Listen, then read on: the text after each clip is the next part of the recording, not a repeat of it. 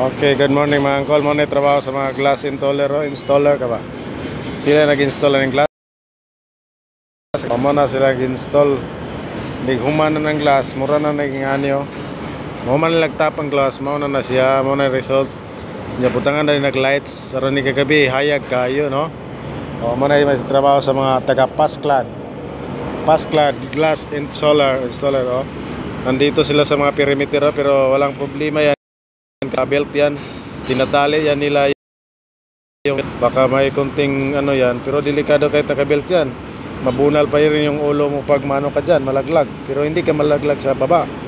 Pero delikado, kailangan double ingat yun. Dan tayo, no? Double ingat tayo mga ganyang trabaho, mga nagtrabaho sa perimeter.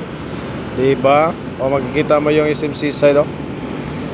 Ang daloy ng trapiko dito ay ano lang, drink moderately, oh, parang walang traffic ngayon, no? Makikita mo yung si Select dito sa aming site na area. Tapos makikita mo yung No-Star. Okay. Tapos may nagli-lifting dito, guys.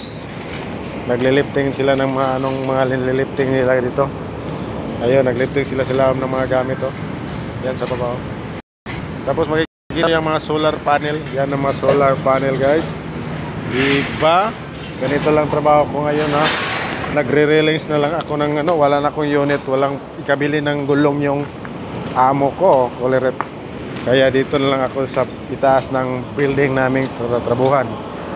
At ito naman si Uncle dito ay nagre-rigger na, oh. Kanan, kaliwa, kanan, tol.